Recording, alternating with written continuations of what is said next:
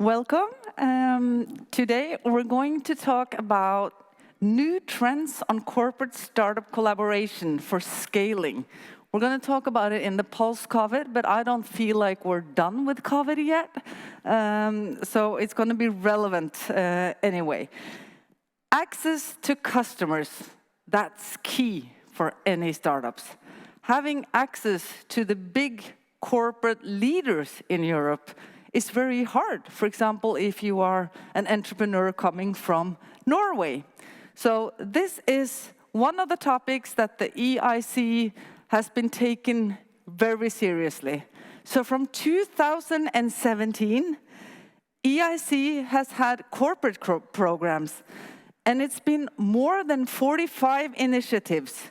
It's been more than 1,000 EIC companies, startups and SMEs, who has met over 2,000 high-level corporate leaders coming from ABB, BMW, Philips, Telefonica, just to mention a few. And the results so far, because this is not only talking and meeting, the EIC are really concerned about delivering results for the innovators and for the corporates. So these meetings has resulted in 43% follow-ups, and 25% of these connections has resulted in concrete business deals. And it has taken less than 6 months from contact to contract. And I think that's really, really good. So on stage today, I'm so proud to introduce, I would say, 3 of the most active and experienced corporate leaders when it comes to understanding the value of open innovation. And it's Victoria from Caixa, #1 bank in Spain, right?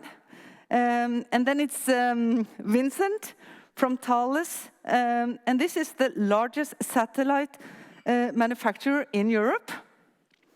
And then it's Nicolas.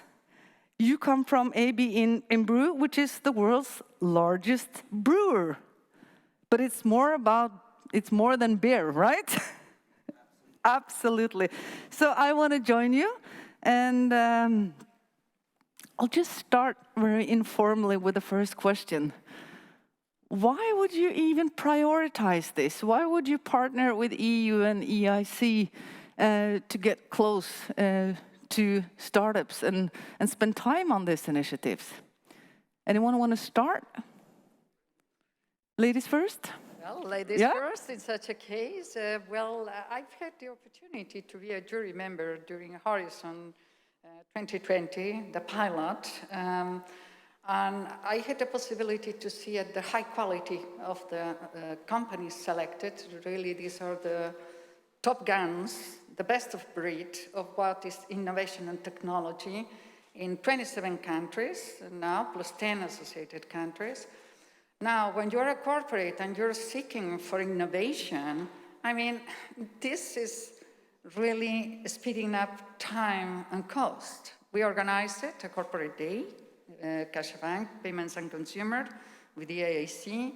And as you said, in 4 months' time, we took the decision to make 5 pilots last April, and 2 of them are already being implemented, okay? This saved us so much time. We made a calculation, we would have had to screen about 400,000 companies to make this selection, okay? This 5 one. So we got it from the EIC straight on. So it was all advantages for us. But that's really interesting, because I think a lot of corporations who do not work together with any European agencies, they would think that they don't do it because it takes time, while you're saying it saves time. Would you agree? I would definitely agree with that. And I would say it not only saves time, it also saves money.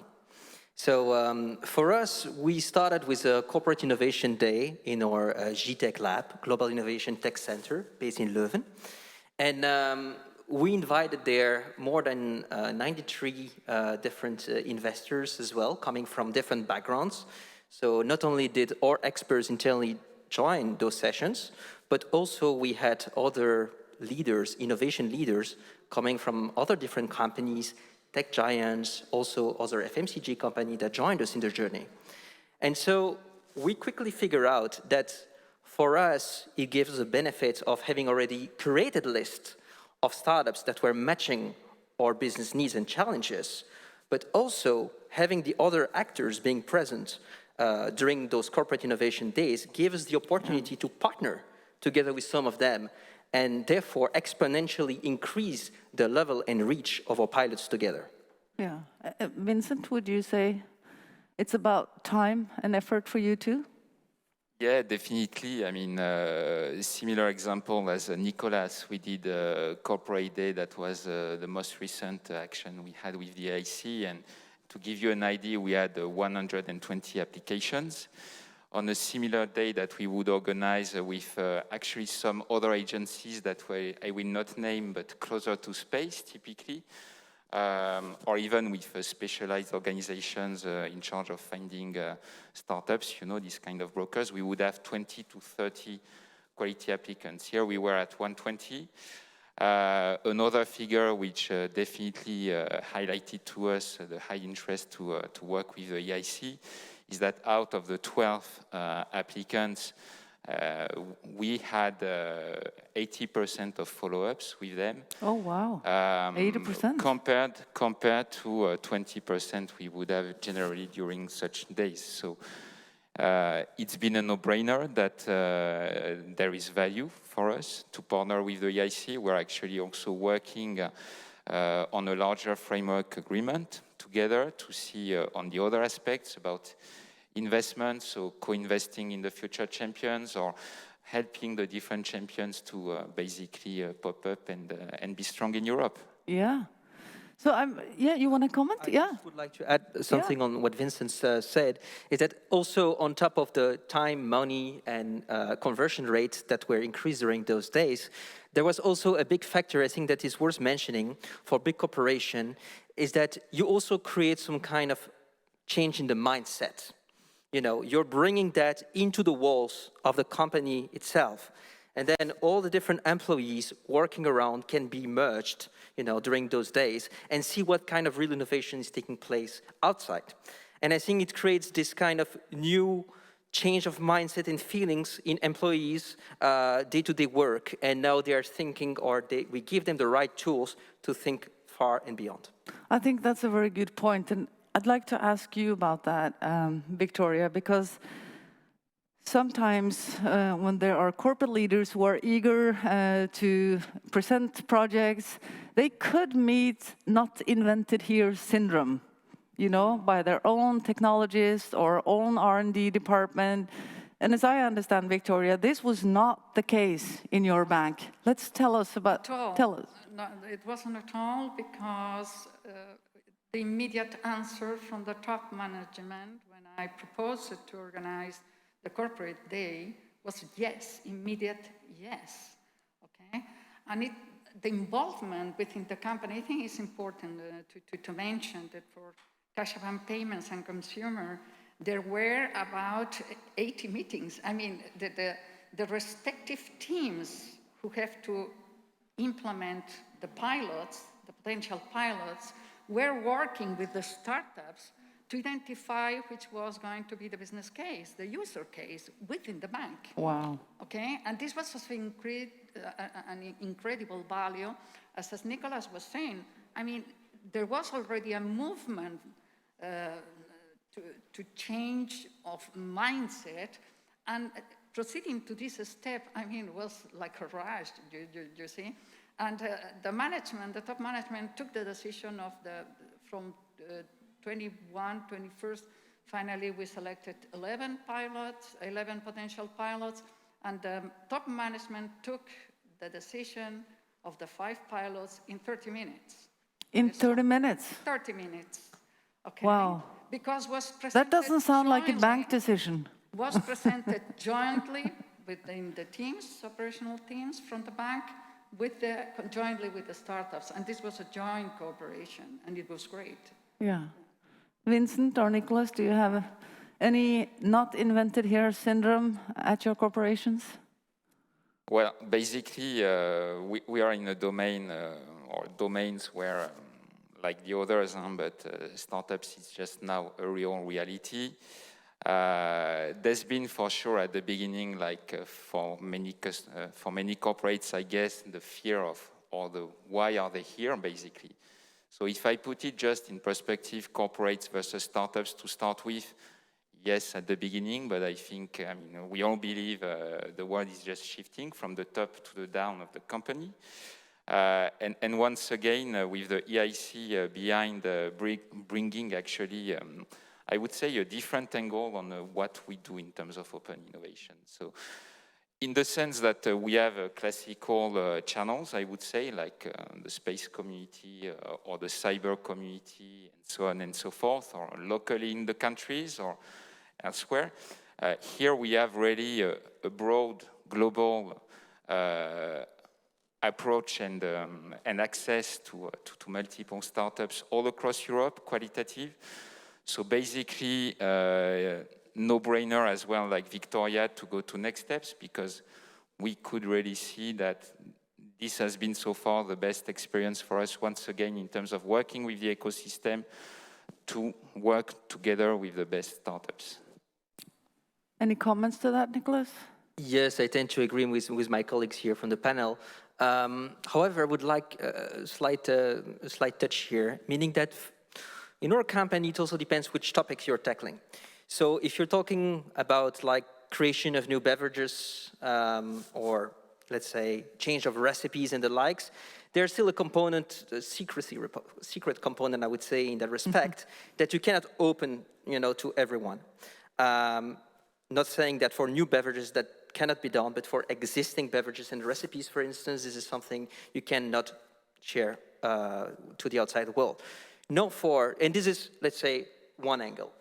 Now for the majority of the departments, this is where we started already quite some time ago, the change from closed innovation to open innovation.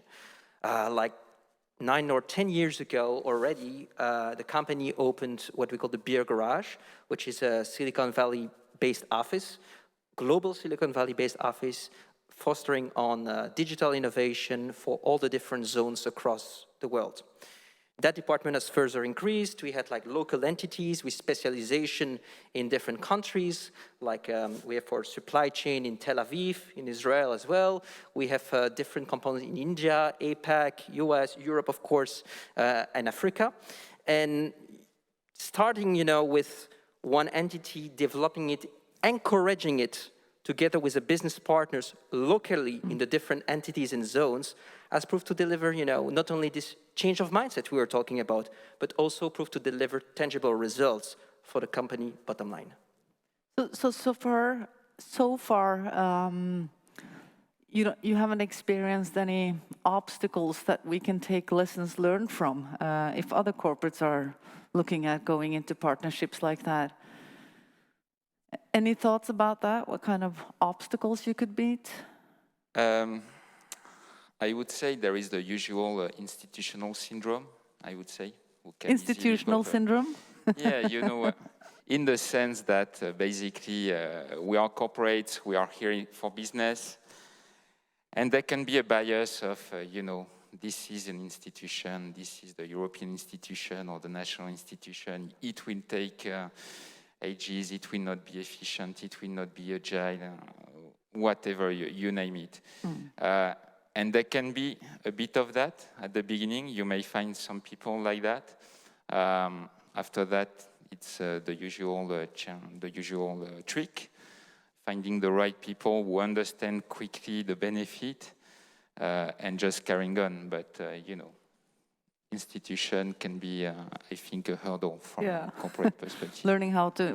We're going to go back to that question because I really want you to share some off-record tips to the startups on how they can break this institutional code. But I think one of the assets, at least I know from your side, Victoria, is that you've been working at high level in many corporates, but also as an investor and also being very connected with startups. So you understand that ecosystem. How do you think that has... How has that affected what's happening with the bank now and how you work with open innovation. True. I've been in the corporate world, high-tech, telecom operators, more precisely at C-level. Today I sit at the board. I'm board member of CaixaBank Payments Consumer, and I'm investor and business angel, so I have as well a portfolio of startups, plus I work with the EIC as well, as you remember, as well with innovation and selecting the top startups to be funded, okay? So that's true that when you see individually, there are different issues and problems that might rise from one side to one another. We are talking a lot about the scale-up of companies, very much concerned about the equity, investing, funding, and so on, which is great. This is something that you require, but hey, at the end of the day, a scale-up is sales. Yeah. Basically. I think that's a very valid point. At the end of the day, scale-up is sales. It's not being funded by public money. It's sales. It's actually payment from real customers. That would never go out of fashion, huh? True. So at the end, how you could help and boost or accelerate the scale-up of these companies into selling into other countries, okay? You need sort of international experience, having access to the market, to a physical, significant market share, but as well, not all the startups, or no, any startup can afford to start with a big sales team, a big sales department. So they struggle, okay, to give their first step or creating market traction and so on, but with their limited resources and knowledge when, in particular, scaling to other countries. Okay? Yeah. So this is one issue that can appear. And on the other hand, you have a big corporation as ours, with a very strong network presence, with about 5,000, more than 5,000 branches, 23 million clients. 33 million clients? 23, sorry. Oh, okay. 23 million clients. Oh. Still, 23 million is a big number. So you can put some thoughts about, hey, how I can match, you know, there is something we could be doing here. So having talks with the EIC, hey, we want to scale up these companies. On the other hand, saying, you know, there is, you know, this bright customer base, these bright people here in the market, you know, now having very knowledgeable with the market, and we have put something together. Absolutely. Finally. Do you want to comment, Nicolas? Yes, I would like actually to add a comment on what both my colleagues here say, on the company side, corporate side, and on the startups and scale-up side. So to start with, on the corporate side, I would say that, you know, blocking points might arise if there is not a perfect alignment between innovation department and business departments for our company, for instance. So if the innovation lab or entity is acting on his or her own and creating new kind of disruptive innovation without sharing that with the rest of the company, keeping it secret and not working towards solving business challenges and targets of the business partners, then you're most likely going to go for a failure. So we figure out through the years with experience that actually the best way of doing so was internally to share business challenges across the different zones and business departments and working together with startups to bring innovative solutions towards those challenges. This way you can share resources, financial resources, human resources, and work together for a greater goal. So I would say that blocking points do exist, but they also can be easily removed if you're acting within a same, let's say, mindset, mentality. Absolutely. Victoria? I would say that on this point, there are other aspects that need to be right. Number one, the sales cycle for a startup within a corporate might be a very long process. I mean, this can be 12 to 18 months to establish a POC, a pilot. And the first 6 months is spent in just trying to understand to whom they have to talk about it, okay? So you need to put in place instruments inside your corporation to help these startups, first of all, to have a quick understanding if yes or not you are going to be interested. Is it applicable, useful for your organization? So for example, at CaixaBank Payments Consumer, it was created the Open Innovation Team with a specific instrument called Zone to Boost, which basically analyzed screens, the opportunities coming from startups, so yes, no, very quickly give them an answer, yes, no, this is interesting for us, and if it's interesting, they can tell and organize inside, okay, who are the right people to talk to, and accompany the startups on this journey. And this is very important, save them time, and for us as well. Okay. Absolutely. I think exactly. Top notch, just on point. I think having the right mentors / business champions within the company on the procurement side, on the tech side, on the marketing, sales, logistics side, whatever, you name it. I think this is crucial. And that starts with a couple of champions that will help you in your journey together with the startups. And then when people see this leads to traction and success, other will follow up. And then you will have like a virtuous cycle of success working together with startups, and more people will come in the company working together with the departments. So absolutely agree on that point.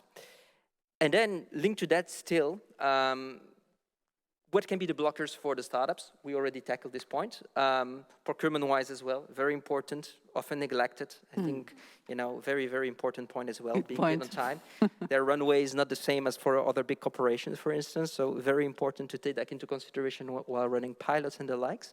But also, I would say that having the right resources for a startup to scale up together with a company, should the pilot be successful, is also another, let's say, key barrier to success sometimes. So this is unfortunately something that we had encountered in the past. Very successful pilot with a company, with a startup, or with a scale-up, let's say, in one of our zones, country or zone Europe, then not being able to scale up to other zones because lack of resources, financial resources mainly on the scale-up side, and not the willingness to, and totally understandable, to put all the eggs in the same basket to scale up just with one customer, for instance, while the customer, the company, we would like to scale up together with them. So at that moment, there was like already quite some time ago, but at that moment, the different CVC fund in our company, or even the EIC accelerator and the likes, and CVC fund with the EIC bank, were not in place yet as they are today. Yeah. And that created a lot of frustration for some of our cases. But now, I think this is also a very great initiative that the EI bank also allows funding for scale-up and business partnership together with other CVC funds. Vincent, I heard yesterday from the stage, from the former chairman of the board at EIC, Mark Ferguson. He reminded us of something very interesting, and it's connected to your industry, space. Because now space is not the new industry anymore, as it was when we were placing the first man on the moon, right? And he said that the average age of people working with getting the first man on the moon was 26 years old. I think that's a thought to mind, How do you think about making sure that we work together with different generations, and also the fact that a lot of the disruptive technologies, specifically in banks, are coming from people not having bank experience, are coming from entrepreneurs who are not researchers, who have been training by gaming. They know technology without any, they haven't gone to universities. How do you deal with connecting young people and work together with seniors and the diversity? Is that something you look at your corporations? Well, absolutely, and actually I think we are very lucky in our sector because we have a breadth of talent who want to be actually the next generation going to the moon indeed, or further. We know some famous people want to go even further, and I think this generation, the young generation is basically kicking doors to really get in. So indeed there is the question how I will call ourselves an established player who's been there for years, can be relevant, can welcome young people, can welcome also the startups, which, okay, we find different profiles in these startups, but by nature there are a number of young people. So it's really, I mean, to me there is no really secret sauce. It's all about building the dialogue. I mean, my colleagues were referring to that with the right people, the right resources, people who are ready to listen to new ideas as well. Because when we talk about welcoming the young generations, I would go one step further. It's also welcoming crazy ideas, like nonsense ideas at first sight. But actually, if you dig, if you give it a chance, it will work. So it's really working at the different levels. So from the top management, CEO, ex-com level, down to the champions in the different businesses, down to operational level, to really welcome these new generations with new ideas, whether it's internally indeed, and so to offer them perspectives which will be attractive. So for instance, the opportunity to work with startups, but also opportunities to set up their own internal startups. So that's something we do ourselves. And these internal startups have actually the possibility to spin off and to work with other startups. So that's the way ready to be well, not lagging behind what's happening. And surprisingly, I can think about, I mean, not surprisingly actually, I can think about a number of these young people coming in the industry. Actually, when you meet them for the very first time, there's no even a thought why you wouldn't welcome them. I mean, they are mature, they know what they want, they are bright. Indeed, like in the everyday life, you were mentioning the digital payments or all activities from the daily life. They bring this different perspective into space, and it's very good as well because this is innovation at its highest with the serendipity factor. You merge different ideas and you come up. So these guys are very comfortable talking, whether it's to the CEO, whether it's to the operational guy. And I guess maybe we are lucky in what we do, but it's happening very, very naturally. And you know, there are even nowadays these visions. Once again, I was inferring the moon, Mars. We may believe in this room that it may not happen during our lifetime. Well, personally,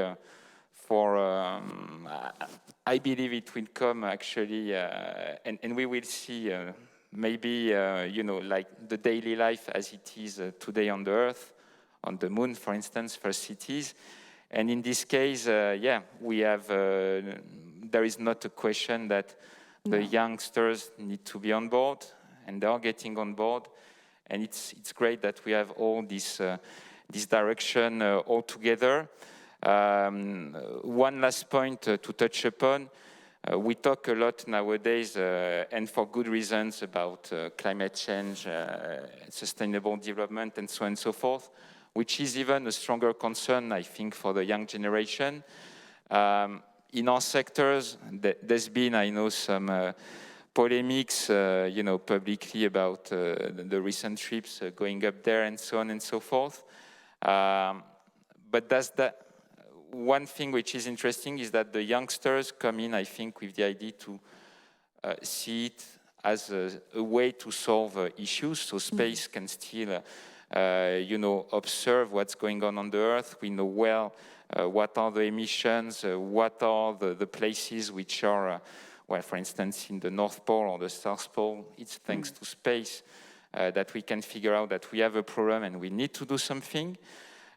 So overall, we are in industry very lucky with these guys, and it's more a challenge for us to follow the pace at which they are going, because they will go there with or without us, even big corporates, I think. I think that's probably what signalizes all of you who are in head of understanding open innovation, is that talent is ageless, cultureless, and genderless, you know.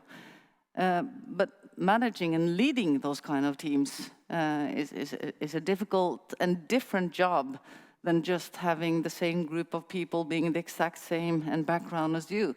And I think what you're doing is demonstrating how it can be done in real life. Well, I think that you need a plan. Yeah. You need a plan with objectives and KPIs, okay? And you need to enact such a plan. So as you say, diversity is not just gender, it's age, nationalities, whatever. Okay, whatever is going to be, this diversity is going to bring value to your business and to your company.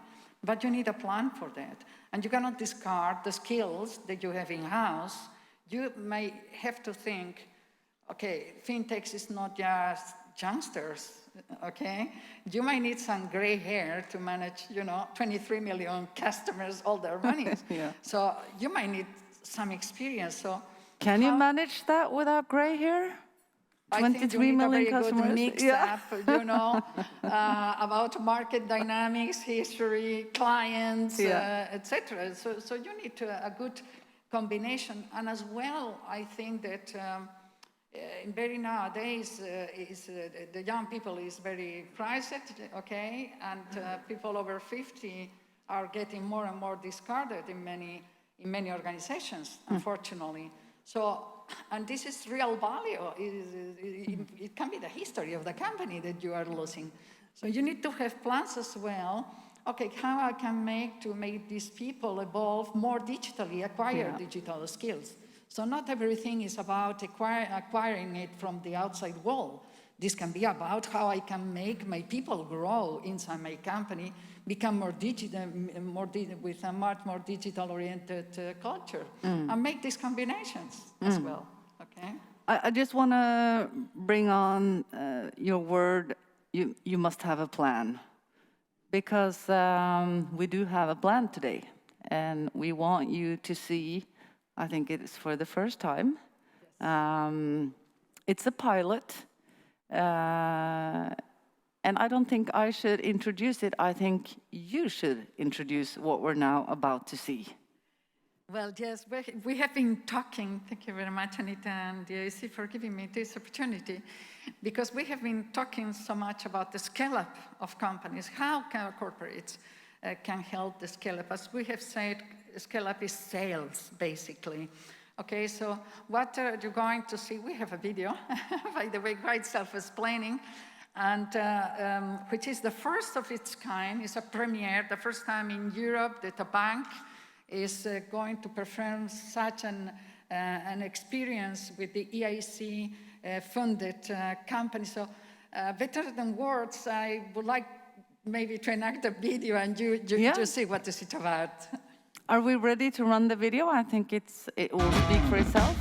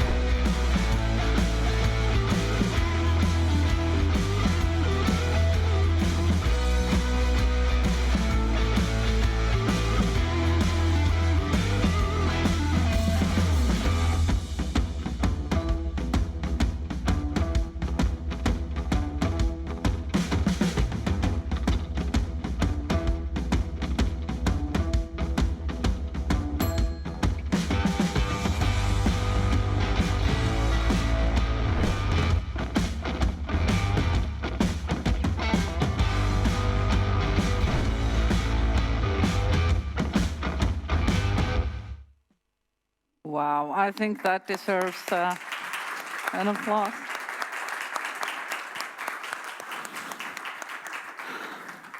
I think this is so cool. It's a pilot, of course. How did you get up with that idea?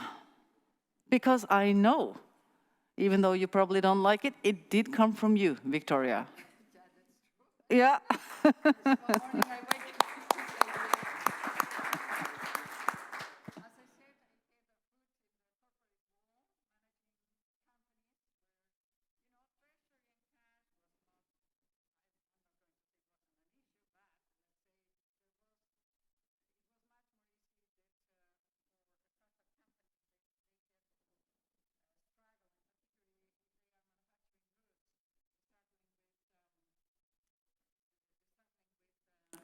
Think a bit closer, maybe? Yeah. Thank you so much. And on the other hand, thinking about, okay, what about if a client might love, an innovation, but what about if it doesn't have money to finance it? And on the other hand, looking at EIC startups, which are the best of breed.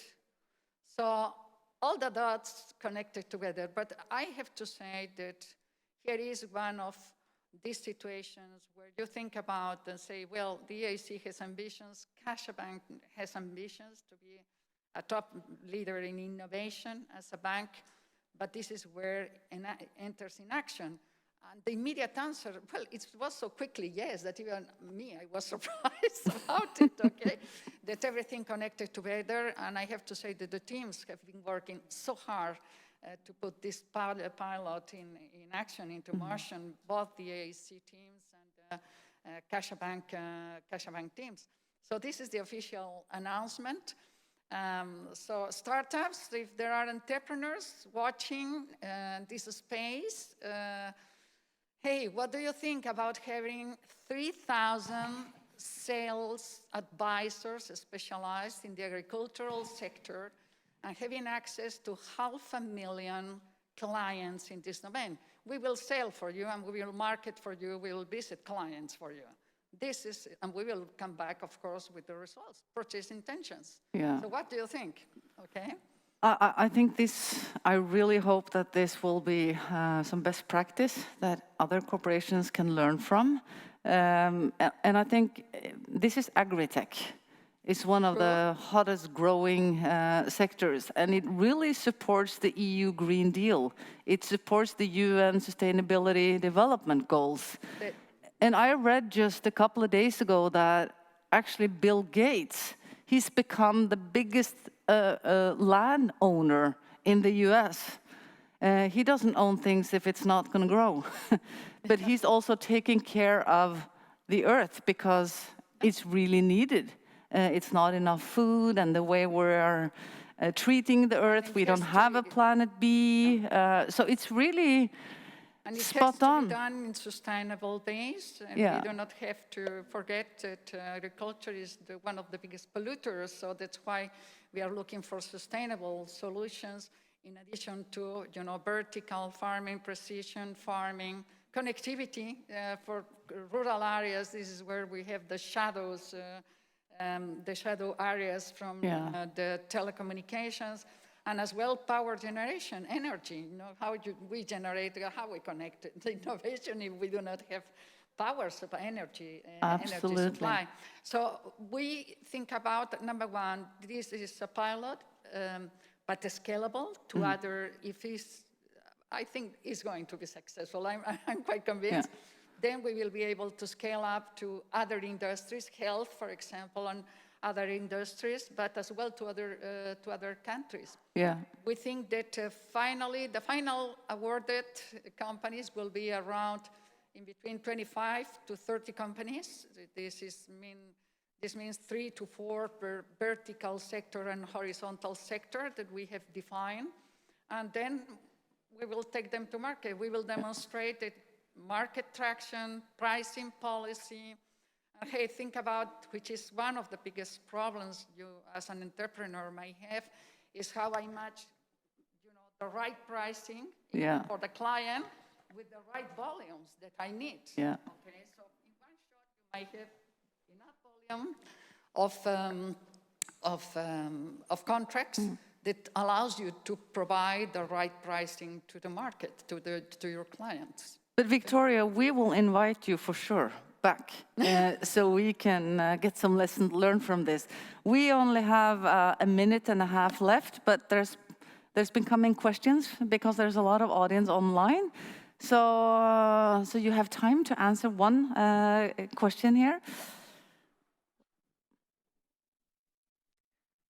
From Lena.